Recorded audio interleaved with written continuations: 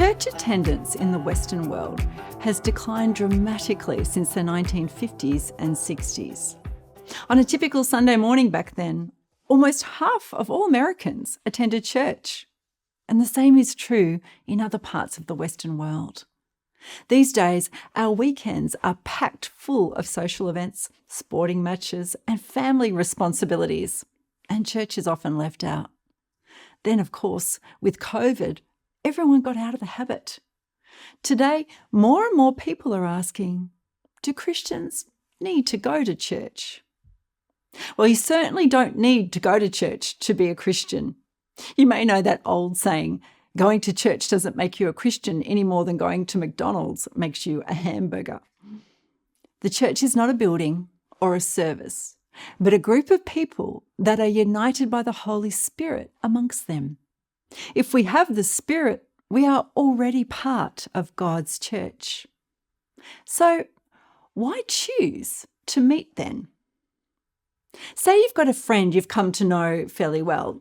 Perhaps you've known them for a long time. You've experienced the highs and lows of life together. And then one day you attend their birthday party. There you meet their family, their work colleagues, and their next door neighbours. You hear about their history with other people and what they're like in different contexts. As you listen to their stories, you begin to know your friend in ways you've never experienced before. You see the fullness of who they are.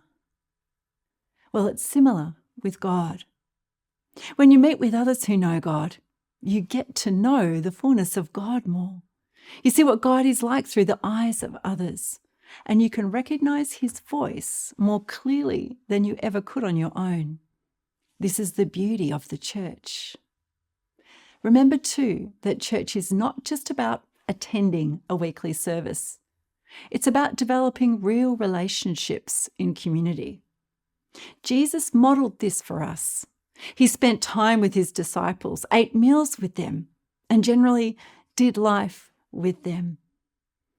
Church in the early years was never about meeting for an hour on a Sunday. Back then, church was hosted over a meal.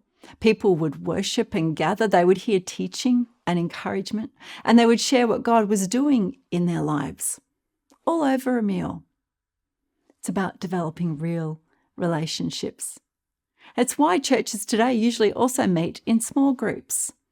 The goal is safe and healthy relationships with God and people. It's through these relationships that we grow in our faith. We don't need church to connect individually with God, but we do need the church to grow. This is part of the church's function. The church helps us follow Jesus and be transformed into his likeness. We need our spiritual brothers and sisters to teach us, to encourage us, to comfort us and strengthen us through life. Of course, sometimes the church doesn't always get it right. The church is full of flawed, sinful people who are on the journey of being transformed, with everyone at different stages. And not every church community suits everyone. It's about finding a church where you can get to know people and they can get to know you, where you feel a part of a spiritual community. For me, church has always been about the people. To be honest, I couldn't flourish in my calling without the people who know God and who know me. They're the ones who believe in me, who have seen who I can be and have encouraged me every step of the way. They haven't been perfect, but they've been God sent. I've been healed by their prayers and lifted by their encouragement. This is what God has for each one of us. So as the writer to the Hebrews said, let's not give up meeting together, as some are in the habit of doing, but let's keep encouraging one another and considering how we may spur one another on toward love and good deeds. This is God's heart for the church. Hey, thanks for tuning in to Everyday God Conversations. For more on the role of the church and how to have your own God conversations, subscribe to the fortnightly God Conversations newsletter at godconversations.com.